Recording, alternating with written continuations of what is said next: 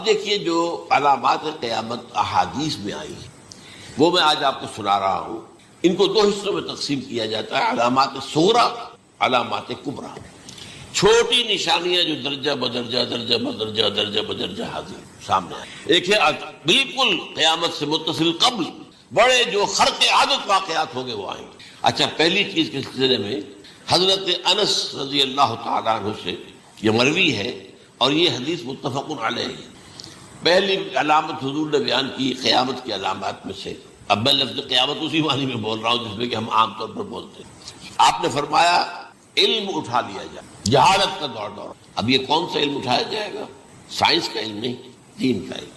آج تو ساری قدر و قیمت جو ہے جس کے لیے دوڑتے ہیں لوگ، لاکھوں روپے کی فیسیں دے کر MBA ہو رہے ہیں، یہ جو ہے اکاؤنٹنسی کا پاس کر رہے ہیں، یہ CA کر لیا ہے، یہ کوئی اور جو ہے فزکس میں کوئی کیمسٹری میں ڈاکٹریٹ کر لی ہے. ڈاکٹر بن جائے تو کیا ہی کہہ رہے ہیں، اس لیے کہ بڑی چیز جو پاکستان سے ایکسپورٹ ہوتی ہے وہ ڈاکٹر ہیں. جو اتنے بڑے پیمانے پر جو کالج کھلے ہوئے ہیں، 3 لاکھ روپے ایک سال کی فیس، 5 لاکھ روپے ایک سال کی، یہ کیوں لیتے ہیں اور کیوں لوگ دیتے ہیں؟ کہ موقع مل جاتا ہے MBBS کر کے. امریکہ کے اندر بھی ڈیمانڈ ہے، ان کے ہاں ڈاکٹر جو ہیں جتنے ہونے چاہیے نہیں ہے، لہذا اور بھی بہت سی جگہوں پر ڈیمانڈ ہے. تو جس چیز کی مارکیٹ میں ڈیمانڈ ہے وہ علم ہے. آج علم کمپیوٹر کا علم ہے یہ. حالانکہ ان میں سے کسی کے اوپر لفظ علم کا اطلاق میرے نزدیک غلط ہے، جہالت. علم وہ ہے جو ذہن کو جلا دے، جو سوچ کو جلا دے، روشنی پیدا کرے، دماغی روشنی، وسعت دے، انسان کے فکر کو وسعت دے، اس کے ذہنی جو ہے جو افق ہے اس کو وسیع کرے. علم تو وہ ہے جو حقیقت کے کیا علم بھی اسے عطا فرمائے. قرآن ہے، حدیث ہے، باقی اور چیزیں جو اس سلسلے میں آ سکتی ہیں وہ ہے کہ جو قرآن اور حدیث کی سمجھنے میں مومن ہو اور زیادہ جو ہے اس کے فہم کو آسان کر. لیکن یہ کہ فرمایا علم اٹھا لیا جائے گا، جہالت کو فروغ ہوگا. ظاہر بات ہے ایک ہی بات ہوئی ہے. دوسرے نمبر پہ یہ کہ جہالت کو فروغ ہوگا. نمبر 3 زنا کثرت سے. نمبر 4 شراب نوشی عام ہو جائے گی. نمبر 5 عورتوں کی تعداد بہت زیادہ ہو جائے گی، مردوں کی تعداد کم ہو جائے گی. یہاں تک کہ 50 عورتوں کا خیر خبر کرنے والا، کوئی نگرانی کرنے والا، وہ ایک مرد. اچھا، یہ تو ہے ایک حدیث کی میں نے آپ کو بیان کر دی، متفق علیہ. یہ بخاری اور مسلم دونوں میں. دوسری حدیث بخاری کی ہے، اس کو حضرت ابو ہریرہ رضی اللہ تعالی عنہ نے روایت فرمایا ہے. قیامت آئے گی جب امانت ضائع ہو جائے گی. آج ہمارے ہاں امانت کے ضائع ہونے کا جو نقشہ ہے شاید پوری دنیا میں کہیں اور نہیں. جس طرح کے غبن یہاں ہوتے، جس طرح کک بیکس جو ہے وہ لیے جاتے ہیں. اس غریب یعنی قوم غریب ہے لیکن یہاں وہ امیر بہت بڑے بڑے لوگ ہیں. وہ تو دنیا بھر کے ٹاپ کے امیروں کے اندر ان کا شمار ہو جائے گا. لیکن یہ کہ یہ سب امیر کیسے بنے؟ غبن بلین ڈالر کا. اب تو اس سے کم کی تو بات ہی نہیں ہوتی. فلاں نے اتنے بلین جو ہے پیسے اپنا جو ہے قرضہ معاف کرا لیا. بھائی کس نے کون کرتا ہے معاف؟ یہ کسی کے باپ کی جاگیر ہے. یہ پیسہ بینک کے اندر حکومت کا ہے کہ حکومت کو اختیار ہو گیا رائٹ آف کر دے ان کے جو ہے ان کی جائیدادیں کرو ضبط. لیکن ہوتا کیا ہے، بینک آفیسر بے ایمان ہے. وہ کہتا تھا 1 کروڑ کا قرضہ لے جاؤ، 10 لاکھ مجھے دے جاؤ، چاہے تم میرے پاس کوئی ڈاکومنٹ جو ہے ایسے نہیں دے سکتے. حالانکہ ہونا چاہیے. اتنا بڑا قرضہ لے رہے ہو تو ڈاکومنٹس یہاں پر ہمارے سامنے لاؤ کہ اگر تم نہ دے سکو تو ہم ان ڈاکومنٹس کے ذریعے سے تمہاری جائیداد، تمہاری کوئی جاگیر، تمہاری کوئی اور چیز کو قبضہ کریں. جب وہ وقت آتا دیکھتے تو یہ ڈاکومنٹس ہی فیک ہیں. اللہ خرچ کیا کرے گا کوئی؟ بینک کا باپ بھی واپس نہیں لے سکتا. اور یہ سب کس کی بے ایمانی ہے؟ وہ جو بیٹھا ہوا بینک مینیجر، سارا سودا اس کے مابین میں کہ 1 کروڑ ہے نا، 10 لاکھ مجھے جو 90 تم لے جاؤ. باقی یہ کہ ٹھیک ہے میں تمہاری جو ڈاکومنٹس تم پیش کرے تو کوئی اعتراض نہیں کرتا، بس لاؤ. اور نمبر 2 حکومت نااہلوں کے سپرد ہو جائے گی. یہ ہے امام بخاری کی روایت کردہ روایت جو حضرت ابو ہریرہ سے. مسلم شریف میں ابو ہریرہ رضی اللہ تعالیٰ عنہ سے ایک اور روایت ہے، مال عام ہو جائے گا یہاں تک کہ زکوٰۃ قبول کرنے والا کوئی نہ ہوگا. یہ بات وہ ہے جو آج سعودی عرب اور UAE کے اندر آپ کثرت سے دولت جو ہے وہ ریل پیل. ابھی تھوڑا سا آیا ہے معاملہ خاص طور پر دبئی میں، کیونکہ وہاں بہت زیادہ کنسٹرکشن ہو رہی تھی. تو پوری دنیا میں آپ کو معلوم ہے کہ جو ریئل اسٹیٹ کہلاتا ہے اس کا حال بہت پتلا ہے. لیکن وہاں کے دولت تو ریل پیل ہے ہر جگہ پر. آپ نے فرمایا کہ جب لونڈی اپنی مالکہ کو جنے گی اور تم دیکھو گے کہ ننگے بدن ننگے پیر بھوکے ننگے بھیڑوں اور بکریوں کو چرانے والے اونچی سے اونچی عمارتیں بنانے میں ایک دوسرے کا مقابلہ کریں. اذا تلد الامۃ ربتها، کیا بات ہے. یہ خاص الفاظ کیوں کہے گئے؟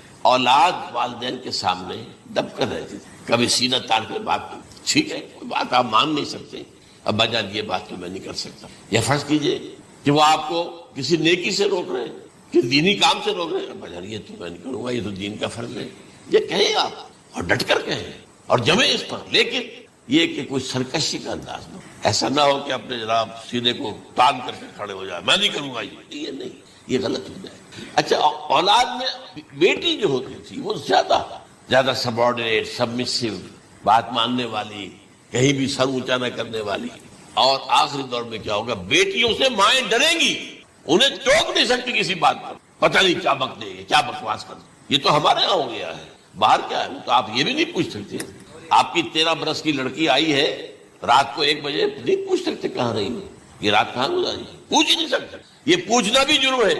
اپنے چھوٹے بچے کو آپ نے تھپڑ مار دیا، تہذیب ہے، سکھانا ہے، غلط کام کیا ہے، اس کی سرزنش ہو رہی ہے، فوراً وہ اگر ایک فون کر دے گا پولیس آئے گی، بچے کو لے جائے گی، اسے لا کر کہیں اور جو ہے ڈپازٹ کرے گی اور آپ پر مقدمہ چلے گا، آپ کو اس کی سزا بھگتنی، ظاہر بات ہے کہ پھر وہاں سرکشی کا کیا عالم ہوگا، پھر اولاد کہاں سر جھکائے گی، کس درجے میں جھکائے، اس کی تربیت عثمانی میں ہوئی نہیں۔ تو انتلد الامۃ ربتہا، گویا کہ ماں بیٹی کے نزدیک ماں جو ہے وہ ایسی ہو جائے گی جیسے لونڈی، گویا کہ لونڈی نے ایک اپنی مالکہ کو جنم دیا ہے، بیٹی مالکہ بن جائے گی اور ماں جو ہے لونڈی بن جائے گی، اور دولت کے ریل پیل کا ابھرتا دکان، یہ جو بھوکے ننگے اور مفلس، کیا حال تھا 100 برس پہلے، انہیں کھانے کو کچھ نہیں ملتا، یہ مشرقی ساحل پر تھے، یہ سوائے یہ کہ مچھلیاں پکڑ لی، اللہ خیر اللہ وہ کھا لی، یا کہیں ان کو بیچ دیا، کوئی بنڈی لگ جاتی تھی وہاں، اور کیا تھا۔ اور مغربی ساحل پہ کیا ہوتا تھا، ساری ان کی معیشت حج کے گرد گھومتی تھی،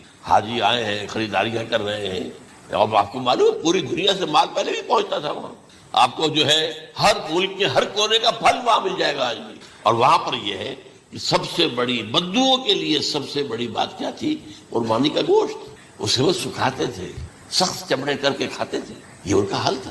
آج جا کر دیکھیے نئے شہر بن رہے ہیں، امریکنز کو کانٹریکٹ دیے جا رہے ہیں، بالکل ماڈرن شہر بنا دو، ایک ایبسولوٹلی ماڈرن شہر جو ہے وہ جو مشرقی ساحل کے اوپر جو پہلے سے آرام کو سٹی ہے، امریکن سٹی ہو، اس کے اندر کوئی سعودی بھی داخل نہیں ہو سکتا سوائے جس کے پاس اس سٹی کی طرف سے لائسنس نہ، اور اس کی 4 دیواری کے اندر، 4 دیواری کیا فصیل کے اندر کہی ہے، جو چاہو کرو، کوئی تم پر پابندی، ننگے نہاؤ، تالاب ہے نہا رہے، ننگی عورتیں ننگی مردیں نہا رہے، کوئی پوچھنے والا نہیں۔ اب اسی قسم کا ایک سٹی آباد ہونا جا رہا ہے مغربی ساحل پر، جدہ اور یمگو کے درمیان، اور اس میں اصل میں جتنی بھی دولت ہے جو پیٹرول کی ہے وہ وہیں پر رکھ لی جاتی ہے امریکہ کے اندر، تاکہ امریکہ جو ہے ایسے ایسے پروجیکٹ بنا کر جب تمہیں دے گا تو اس میں سے پیسے لے گا، وہ نہیں ملتی ان کو واپس۔ بہرحال یہ تو میں نے ایک جگہ آپ سے ذکر بھی کیا تھا، دی کنفیشن آف این اکنامک ہٹ مین، وہ کنفیشن کی بات جو ہے اگر آپ میں سے کسی کو دلچسپی ہو تو اسے پڑھیں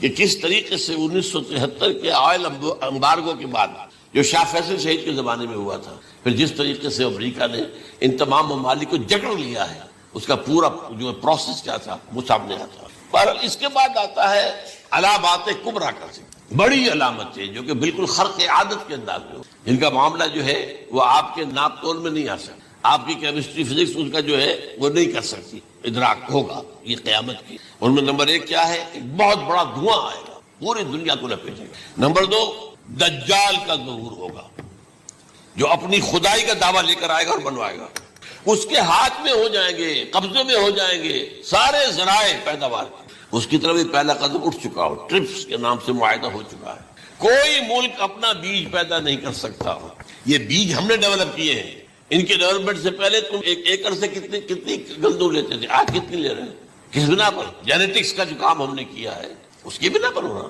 ہاں تو ہمارا حق ہے، اس کی رائلٹی ہمارے پاس آنی چاہیے، لہذا صرف ان اداروں سے ملٹی نیشنل سے خریدا جائے گا بیج، اور بیج بھی وہ دیں گے وہ کہ جس سے جو فصل اگے گی وہ بیج نہیں لا سکتے، وہ بیج کا کام نہیں کر سکتے۔ جیسے آپ کو معلوم ہے کہ آپ کے یہاں جو گوشت کھایا جاتا ہے مرغے کا، تو مرغا وہ جو ہے اس میں مرغا ہو یا مرغی ہو اس کے اندر کوئی وہ کیفیت ہی نہیں ہے، ان کے انڈے جو ہے ان سے آپ بچے حاصل نہیں کر سکتے، ہے تو انڈا، دیکھنے کو تو انڈا ہے لیکن وہ بنڈا جو ہے اس سے بچہ تو نہیں حاصل کر سکتے۔ ایسے ہی وہ گندم کا بیج دیں گے، رہے گی گندم، لیکن اس کے اندر وہ صلاحیت نہیں ہے کہ اس سے جو فصل ہوگے گی اس کا نتیجہ جو ہے وہ بھی آپ لے سکتے، یہ ہونا ہے، اللہ جانے قدم اٹھ رہے ہیں ادھر۔ پھر یہ ہے کہ دابۃ الارض، زمین سے ایک حیوان نمودار ہوگا، زمین شق ہوگی۔ ابھی میں کہہ رہا ہوں خرق عادت ہے، یہ چیزیں وہ نہیں ہیں جو ہماری کسی حساب کتاب میں جو باتیں پہلے آئی ہیں وہ تو حساب کتاب میں آ رہی ہیں، ساری سمجھ میں آ رہی ہیں، ساری چیزیں مشاہدہ ان کا ہو رہا ہے۔ لیکن یہ ہے کہ دابۃ الارض، یہ کہتے ہیں کہ کوہ صفا، اس میں تو نہیں ہے حدیث میں، کوہ صفا پھٹے گا اور اس میں سے ایک حیوان دابہ وہ ظاہر ہوگا، تو اسی لیے فرمایا ہے وَإِذَا وَقَعَ الْقَوْلُ عَلَيْهِمْ أَخْرَجْنَا لَهُمْ دَابَّةً مِّنَ الْأَرْضِ تُكَلِّمُهُمْ، تو ہم اندر سے پیٹ کے چیر کر زمین کے پیٹ کو ایک حیوان کو برآمد کریں گے جو انسانوں سے بات کرے گا، گفتگو کرے گا۔ نمبر 4 طلوع الشمس من المغرب، یہ بھی خرق عادت، سورج تو طلوع ہوتا ہے مشرق سے، غروب ہوتا ہے مغرب میں، لیکن اس وقت معاملہ الٹا ہو جائے، یعنی جو کائنات کے اندر جو گڑبڑ ہوگی کچھ سمجھ میں بات آتی ہے کہ یہ معاملہ جو ہے یہ تو اس پورے سولر سسٹم کو اگر بدل دیتے ہیں تو مشرق مغرب ہو جانا، مغرب مشرق ہو جانا، یہ سمجھ میں آنے والی بات ہے۔ اس کے بعد ہے عیسیٰ ابن مریم کا نزول، جس کے بارے میں آج میں نے گفتگو کی ہے تفصیل سے۔ یہ نزول ہونا ہے، یہ علامات قیامت میں سے حضور نے بیان فرمایا ہے، اور قرآن مجید کی جو اصطلاحات ہیں اس کے حوالے سے میں نص قطعی جو ہے وہ میں آپ کے سامنے رکھ چکا ہوں۔ پھر یاجوج ماجوج کا ایک معاملہ ہے، یہ میں ابھی اس وقت زیادہ اس پر بات نہیں کر سکتا۔ حضرت عیسیٰ علیہ السلام کے نزول کے بعد 2 کام ہوں گے، یہودیوں کا قلع قما ختم، تمام یہودی، ایک کام تو یہ ہونا، اور نمبر 2 عیسائیت کا ختم ہو جانا، عیسائیت کی نفی کر دیں گے، بھائی تم مجھے خدا کا بیٹا بنائے بیٹھے ہو، میں تم خدا کا بیٹا نہیں ہوں، میں تو اس کا بندہ ہوں، رسول ہوں، میں نے تم سے کب کہا تھا کہ مجھے خدا کا بیٹا بناؤ۔ نمبر 2 یہ کہ وہ خنزیر کو قتل کر دیں گے، یعنی یہ تم نے خنزیر کب سے کھانا شروع کر دیا، میں تو تم کو نکاح اجازت دے کر گیا تھا، یہ تو شریعت موسوی میں حرام تھا، اور میں کہہ کر گیا تھا کہ یہی شریعت تم پر لاگو رہے گی، ہاؤ کم تم نے کیسے یہ؟ آج بھی بہت سے رومن کیتھولکس جو ہے وہ سور نہیں کھاتے، وہ اس میں ہے ان کے اندر کچھ نہ کچھ بات جو ہے جو حضرت عیسیٰ کی تعلیمات کا کچھ اثر ان کے ہاں ہے۔ اس کے بعد یہ ہے کہ یاجوج ماجوج، اصل میں بتا رہا تھا آپ کو کہ جب عیسائیت بھی ختم ہو گئی، یہود ویسے ختم ہو گئے، استیصال ہو گیا، جڑ کٹ گئی، اب عیسائیت گویا کہ اسلام میں ضم ہو گئی، عیسائیت مذہب ختم، یہودی خود ختم، اب یہ طاقت کتنی ہو جائے گی؟ تقریباً 2/3 دنیا آ گئی، تمام اب عیسائی 2 ارب کے قریب ہے، 1 ارب 90 کروڑ ہو گئے، مسلمان بھی 1 کروڑ 50-60 لاکھ ہیں، دونوں کو جوڑ لیجیے کتنے ہو گئے؟ 6 ارب کل آبادی ہے۔ لیکن اس کے بعد آتا ہے یاجوج ماجوج کا خروج، یہ یاجوج ماجوج میرے نزدیک چائنا اور رشیا، ان کی مجموعی طاقت اتنی ہوگی، اور یہ اس طرح آئیں گے ہر اونچائی پر سے اترتے ہوئے، پھسلتے ہوئے، جیسے 1962 میں جب وار ہوئی تھی بٹوین چائنا اینڈ انڈیا 1962 میں، تو وہ اس وقت کا نقشہ جو آج بھی اخبارات میں پڑھتا تھا تو یاد، waves after waves of Chinese soldiers were coming down the slopes of Himalayas، یہ تو وہ ہے نا جن کی تعداد کا کوئی حساب نہیں ہے، اور رشیا اور یہ مل کر جو ہے، میرا اندازہ یہ ہے کہ جب پہلے ملحمۃ العظمیٰ ہوگی وہ عیسائیوں اور مسلمانوں کے درمیان، اس وقت یہ دونوں پاورز نیوٹرل رہے گی، لیکن غالباً یہ بات طے کر لیں گی کہ ویپنز آف ورلڈ جو ہے ماس ڈسٹرکشن یہ استعمال مت کرنا، اگر یہ ویپنز آف ماس ڈسٹرکشن استعمال کرو گے تو ہم میدان میں آ جائیں گے۔ اس میں وہ جنگ جب ہو چکے گی، پھر حضرت عیسیٰ کو فتح حاصل ہو جائے گی، اور پھر یہ کہ یہودیت ختم ہو جائے گی، عیسائیت بطور مذہب ختم ہو کر اسلام میں ضم ہو جائے گا، پھر وہ 40 برس کا عہد حکومت ہے حضرت عیسیٰ علیہ السلام۔ لیکن جب یہ فتح ہو جائے گی ان پر، اب یاجوج ماجوج اور اتنی تعداد میں آئیں گے کہ بحیرہ طبریہ جو ہے اس کا سارا پانی پی جائے گا۔ یہ تو اگر آپ کو کبھی اندازہ ہو یا کوئی آپ جانے ان لوگوں کو جو ان چینیوں سے واقف ہیں، وہ کہتے ہیں زمین پر ہلتی ہوئی کوئی چیزوں سے وہ چھوڑی چھوڑ کھا جائیں گے، جہاں وہ جاتے ہیں ایز اے لیبرر، وہاں کے جو سارے کتے ہیں ختم، ساری بلیاں ختم، ہر شے وہ جو سانپ کھاتے ہیں، ہر چیز کھاتے ہیں، اور یہ تمام ایسٹرن کنٹریز کے اندر ہوتا ہے، بڑی ڈیلیشس ڈشز ہیں یہ سانپ وغیرہ وغیرہ، اور یہ جس طرح کھا جائے، پانی ایک قطرہ نہیں رہے گا اس پر۔ تو پھر جو ہے اللہ تعالیٰ اس وقت جو ہے اس میں ایک ایسی بیماری پیدا کرے گا، یہ سب مر جائے، یہ معجزے سے ہو، یعنی ان کے اوپر فتح جو ہے وہ عام لڑائی کے ذریعے سے نہیں ہوگی، بلکہ اس کے اوپر فتح جو ہوگی وہ اللہ تعالیٰ سے بوجھ، ایک بیماری پیدا ہوگی، سب مر جائے گا، اور اس کے بعد اللہ تعالیٰ ایسے پرندے بھیجے گا بڑی لمبی لمبی گردنوں والے، وہ ان سب کو کھا جائیں گے، جیسے ہمارے ہاں گدھ ہوتے ہیں وہ ان کو صاف کر دیں گے، ورنہ تو یہ ہے کہ پوری دنیا کے اندر جو بدبو اور جو پیدا ہوتا معاملہ اس سے تو اس نوع انسانی کی بقا ممکن نہیں تھی۔ ان کے خاتمے کے بعد پھر یہ ہوگا کہ حکومت اسلامی جو ہے پوری دنیا میں حضرت مسیح علیہ السلام کی ہوگی۔ 45 برس وہ رہیں گے، اسی میں وہ کہلن بھی آ جائے گا، وہ فی المہد و کہلن جو میں نے شروع میں بیان کیا تھا، اسی میں پھر یہ ہے کہ وہ شادی بھی کریں گے، ان کی اولاد بھی ہوگی، اور پھر ان کا انتقال ہوگا تو حضرت حضور صلی اللہ علیہ وسلم کے حجرے میں، وہیں پر جہاں حضور اور ابو بکر اور عمر رضی اللہ تعالیٰ عنہم دفن ہے، وہیں پہ ان کو دفن کیا جائے، اور قیامت کے دن حضور فرماتے ہیں کہ میں اور یہ تینوں ساتھ ہیں۔ تو یہ ہے حالات و واقعات۔ بہرحال اس میں یہ ہے کہ یہ نوٹ کر لیجئے کہ جہاں تک ہمارے ہاں آج کل کا معاملہ ہے، میرے نزدیک میں یہ کہنے پر مجبور ہوں، جو رفع و نزول مسیح کو نہیں مانتا وہ کم سے کم منکر حدیث ضرور ہے، میں اس سے کم کا فتویٰ نہیں دیتا۔ اب یہ ہے کہ جو لوگ مہدی کو نہیں مانتے ان کا معاملہ میں مختلف سمجھتا ہوں، چند منٹ لے رہا ہوں آپ کے، اس لیے کہ ان کی حدیثیں صحیحین میں نہیں ہیں، بخاری مسلم میں نہیں، اور یہ کہ بہرحال ان کا معاملہ جو ہے وہ ایسا نہیں ہے حضرت عیسیٰ کا۔ حضرت عیسیٰ کے آنے کا جو کچھ ہوگا وہ تو میں نے آپ کے سامنے بیان کر دیا، لیکن یہ ہے کہ حضرت مہدی ہمارے نزدیک اس میں خرق عادت کوئی ہے ہی نہیں۔ جیسے ہر صدی کے مجدد ہوتے ہیں، آخری صدی کے مجدد وہ ہوں گے، اور میرے نزدیک یہی آخری صدی ہے، اور اسی میں حضرت مہدی کا ظہور ہو جانا۔ سعودی عرب میں کوئی خانہ جنگی ہوگی کسی بادشاہ کے انتقال پر، اور پھر اس وقت یہ ظاہر ہوں گے، اس وقت ملک کے حالات کو سنبھالنے کے لیے لوگ ان کو زبردستی نکالیں گے، چھپے ہوئے ہوں گے ایک گھر میں۔ یہ حضرت ام سلمہ رضی اللہ تعالی عنہ کی روایت ہے کہ ایک بادشاہ کے انتقال پر یہ خانہ جنگی ہو جائے گی، اور ایک شخص مدینے سے بھاگ کر مکے میں چھپ جائے گا۔ یہ تو ہے ان کے الفاظ، میں توجیہ کر رہا ہوں، یہ لوگ ان کی طرف دیکھ رہے ہوں گے کہ یہ جو وقت آیا ہے فتنے کا ہماری قوم پر، ہمارے ملک پر، تو ان کی شخصیت ایسی ہے کہ یہ بیچ میں آئیں، صلح صفائی کرائیں، اور وہ جو ہے اس ذمہ داری سے بچ کر بھاگیں گے اور جا کر مکے میں چھپ جائیں گے۔ پھر لوگ انہیں تلاش کر کے نکالیں گے اور زبردستی ان کے ہاتھ میں بیعت کریں گے، ورنہ وہ اتنے بڑے منصب کو۔ اور پھر یہ بھی ہے، ایک حدیث میں آتا ہے یصلح فی لیلۃ واحدہ، ایک رات میں ان کی مکمل اصلاح کر دیں، یعنی اگر کوئی تھوڑا بہت نقص اور عیب ہوا بھی، کوئی کمی کوتاہی ہوئی بھی، تو اللہ تعالیٰ ایک رات میں اصلاح کروا دیں۔ لیکن ہمارے نزدیک اس قدر کوئی خرق عادت ہے ہی نہیں۔ البتہ جو کہتے ہیں اہل تشیع، وہ خرق عادت ہے کہ ان کے 12ویں امام جو ہے وہ بچپن ہی کے اندر اس خوف سے کہ جو بنو عباس بادشاہ ہیں وہ ان کو قتل کر دیں گے، تو وہ ایک غار میں چھپا دیے گئے۔ اب وہ 1200 برس سے اس غار کے اندر چھپے ہوئے، اور اس کے بعد وہ ظاہر ہوگی، وہ امام مہدی ہوں گے۔ اس میں خرق عادت ہے، لیکن میں یہ کہتا ہوں کہ محض خرق عادت کی بنیاد پر ہم اس کی نفی نہیں کریں گے۔ کیوں؟ کیا ہم یہ نہیں مانتے کہ اصحاب کہف 300 برس تک سوئے رہے؟ یہ کیا عام بات ہے؟ حضرت عزیر علیہ السلام اللہ نے انہیں موت دی، موت، اور 100 برس کے بعد زندہ کر کے اٹھا لیا۔ تو خرق عادت حضرت عیسیٰ کو ہم اتنا بڑا خرق عادت مانتے ہیں کہ اٹھا کر آسمان پر، تیسرے آسمان کے اوپر ہیں، موجود ہے، اب بھی ہے۔ شب معراج میں تیسرے آسمان پر حضور کی ملاقات مجھ سے ہوئی، تو یہ خرق عادت کی بنیاد پر نفی نہیں ہم کہتے، ہو سکتا ہے، لیکن یہ کہ اس کے لیے ہمارے پاس کوئی دلیل نہیں، کوئی احادیث نہیں، کچھ نہیں، اس لیے ہم اس کو نہیں مانتے۔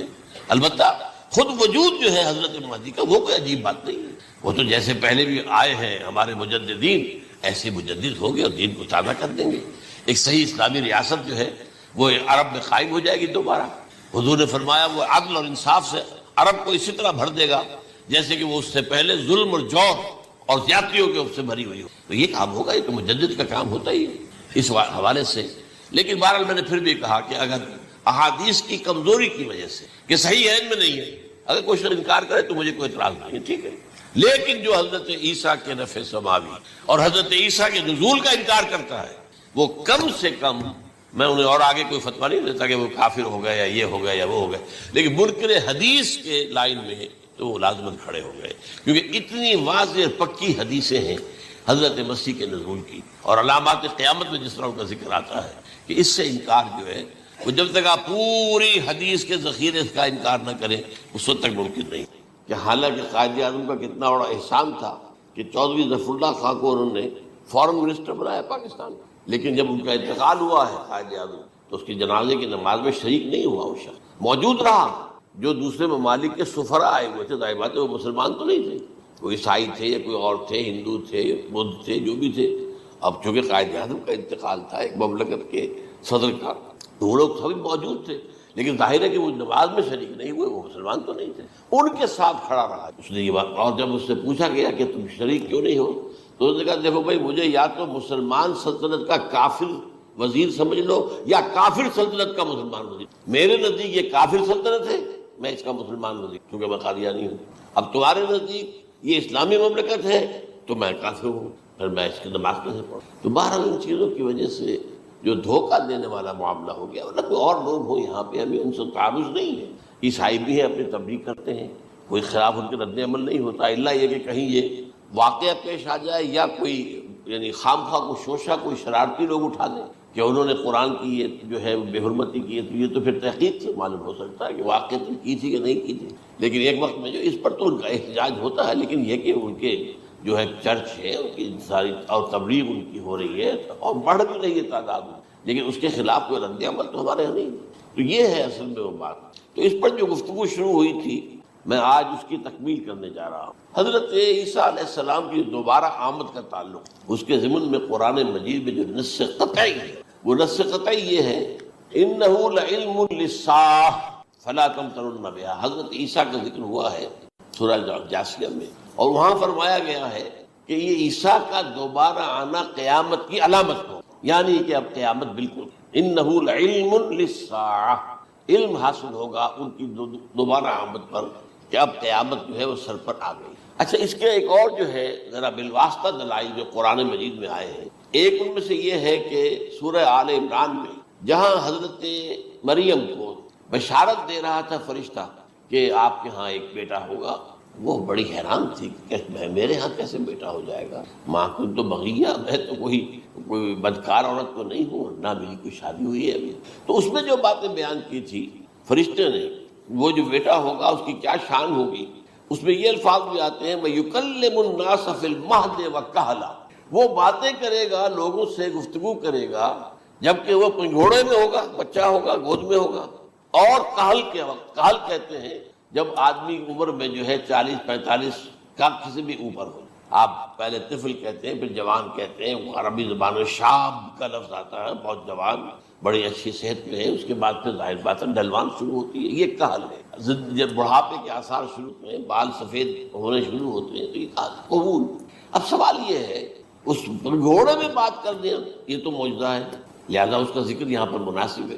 یہ بڑے ہو کر بات کرنے کی کیا ضرورت تھی کہنے؟ وہ تو سبھی کرتے ہیں انسان.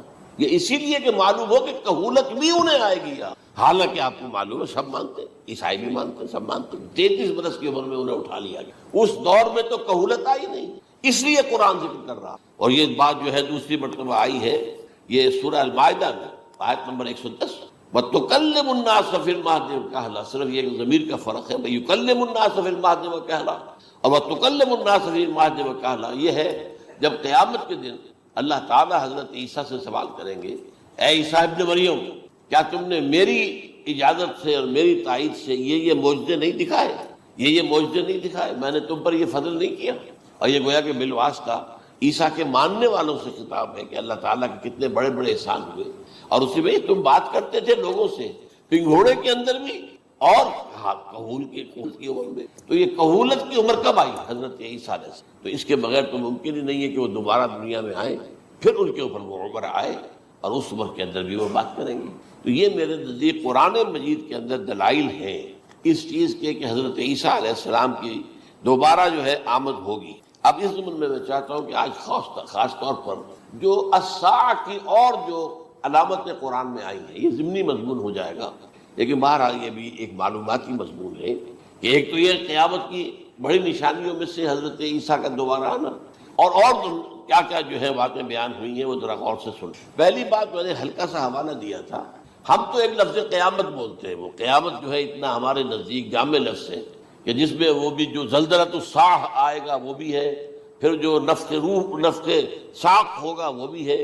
لیکن قرآن مجید سے معلوم ہوتا ہے کہ یہ الساعہ ہے، وہ گھڑی جس دن کے یہاں قیامت برپا ہوگی، زلزلہ آئے گا، شدید ترین حالات آئیں گے، فوری طور پر تمام انسان مر نہیں جائیں گے. جو ہے اس کا نقشہ جو کھینچا گیا ہے، یا ایھا الناس اتقوا ربکم ان زلزلۃ الساعۃ شیء عظیم یوم ترونها تذہل کل مرضعۃ عما ارضعت وتضع کل ذات حمل حملها وتری الناس سکارى وما هم بسکارى ولکن عذاب اللہ شدید. اے لوگوں ڈرو، اللہ کا تقوی اختیار کرو، اس لیے کہ قیامت کا زلزلہ بہت سخت سے ہے، بہت بھاری سے. ان زلزلۃ الساعۃ شیء عظیم، جب پہاڑ چل رہے ہوں گے اور جو ہے انسان جو ہیں گے وہ جس طرح پروانے ہوتے ہیں، پتنگے ہوتے ہیں، ایسے اڑ رہے ہوں گے انسان.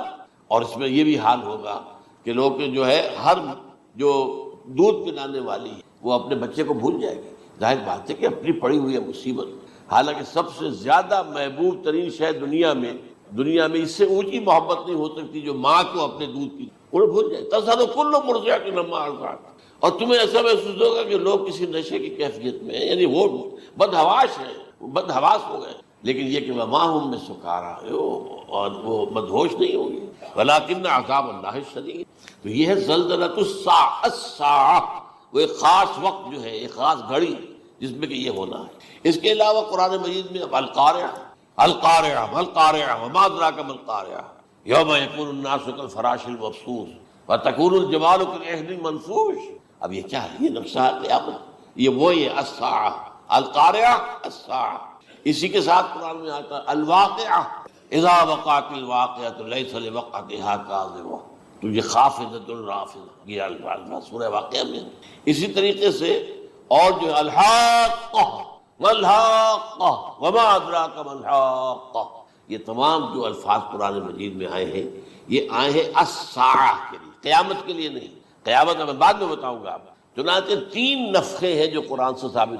نفخ فی الصور، اور اس نفخ فی الصور کا یہ عالم ہوگا یوم ینفخ فی الصور ففزع من فی السماوات ومن فی الارض الا من شاء اللہ.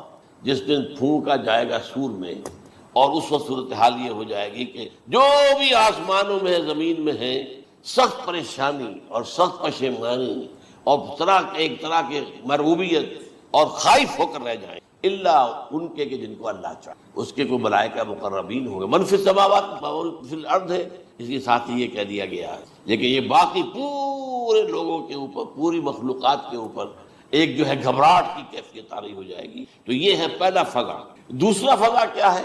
فضا صعق. صعق کہتے ہیں آدمی کا بے ہوش ہو. یہ دوسری مرتبہ جب سور پھونکا جائے گا وَنُفِخَ فِي الصُّورِ فَصَعِقَ مَن فِي السَّمَاوَاتِ وَمَن فِي الْأَرْضِ إِلَّا مَا شَاءَ اللَّهُ. یہ ہے کہ اس کے بعد وہ سب کے اوپر